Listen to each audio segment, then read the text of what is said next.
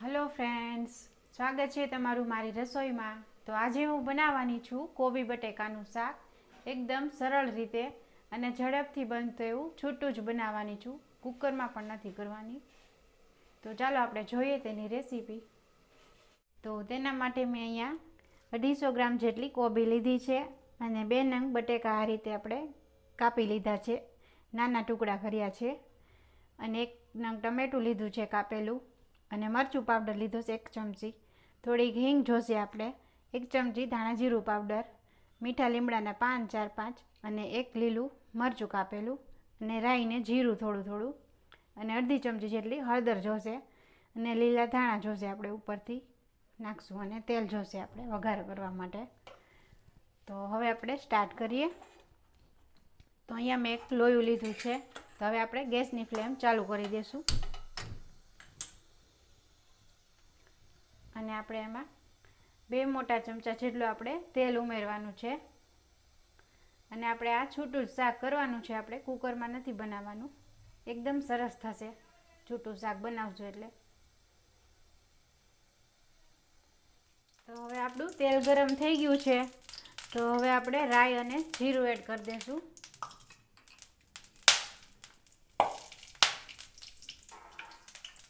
રાઈ જીરું તતડી જાય એટલે આપણે લીમડાના પાન લીધા છે એ એડ કરી દઈશું,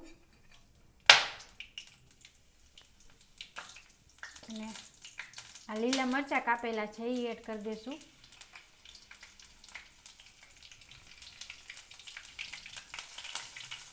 અને આપણે હળદર લીધી છે એ એડ કરી દઈશું,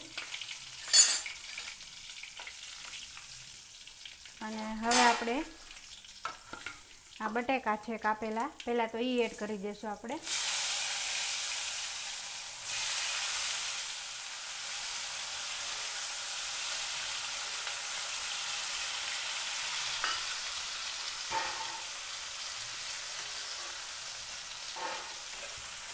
અને સરસ રીતે આપણે મિક્સ કરી લેશું, અને 1 જ મિનિટ સુધી આપણે આને એમને બટેકા થવા દેશું, પછી આપણે કોબી ઉમેરશું એમાં।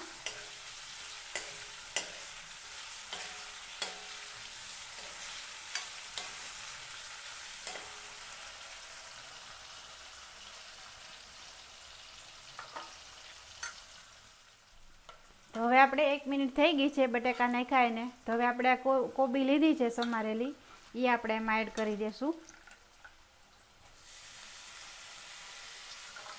આપણે ધોઈ લીધી છે પાણીમાં, 2 પાણીથી,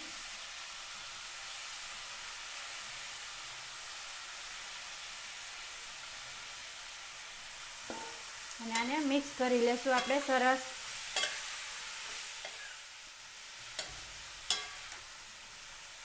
આ આપણે શાક છે ને એ આપણે પાણી વગર એમનેમાં જ ચડવા દેવાનું છે, એટલે ખાવામાં એવું બહુ જ સરસ લાગશે આ શાક, અને અત્યારે દેશી કોબી તો આવે છે એટલે એકદમ સરસ ચડી પણ જશે તરત।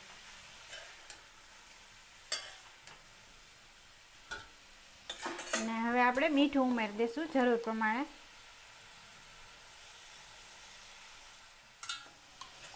મીઠું તમારે સ્વાદ પ્રમાણે જે રીતે તમે ખાતા હોય એ રીતે તમે એડ કરી શકો, અને સરસ આપણે મિક્સ કરી લેશું।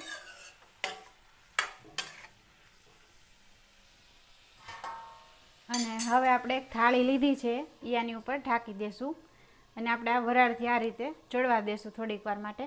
તો હવે આપણે જોઈ લેશું કે આપણું શાક કેટલું થયું છે।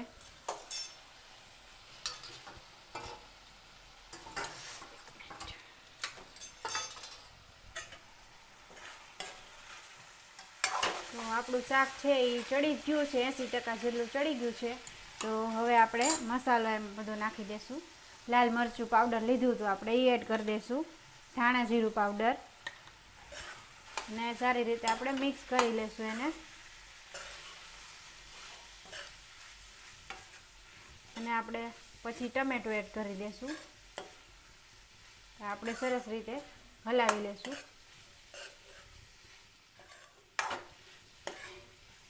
અને આપણે ટામેટું લીધું છે કાપેલું એ પણ એડ કરી દઈશું,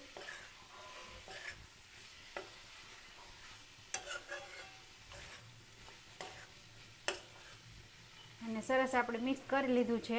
અને આને 2 મિનિટ સુધી આને પાછું આપણે ચડવા દેશું. તો હવે આપણે પાછું 2 મિનિટ સુધી થવા દેવાનું છે. અને આ એક થાળી લીધી હતી ને આપણે પાછી રાખી દઈશું એટલે ચડી જશે. તો હવે આપણે પાછું જોઈ લેશું આપણું શાક.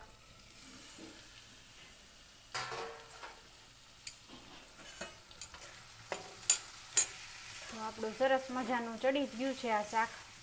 અને હવે આપણે એમને 1 મિનિટ સુધી થવા દેશું આને.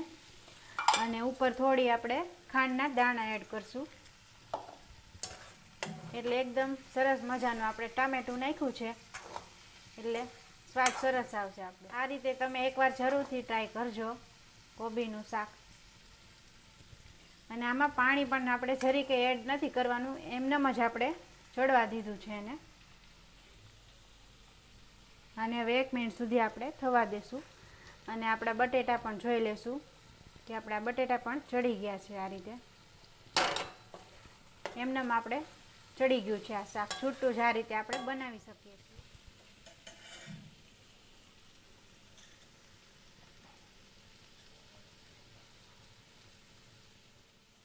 તો આપણું શાક તૈયાર થઈ ગયું છે. હવે તો ગેસની ફ્લેમ આપણે બંધ કરી દઈશું.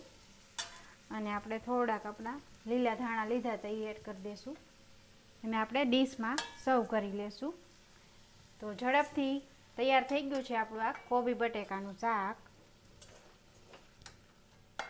અને ખાવામાં પણ એકદમ ટેસ્ટી એવું લાગશે આ શાક. દાળ ભાત હોય અને કોબી બટેકાનું શાક અને રોટલી, મજા આવી જાય જમવાની. તો તૈયાર છે આપણું આ કોબી બટેકાનું શાક. તો જો તમને આ રેસીપી પસંદ આવી હોય તો વિડીયોને લાઈક કરજો, શેર કરજો અને મારી ચેનલને સબસ્ક્રાઈબ કરજો. અને બેલ આઇકન દબાવવાનું ના ભૂલતા. અને કમેન્ટ કરીને જરૂર કહેજો કે તમને કેવી લાગી આ રેસીપી. જય માતાજી.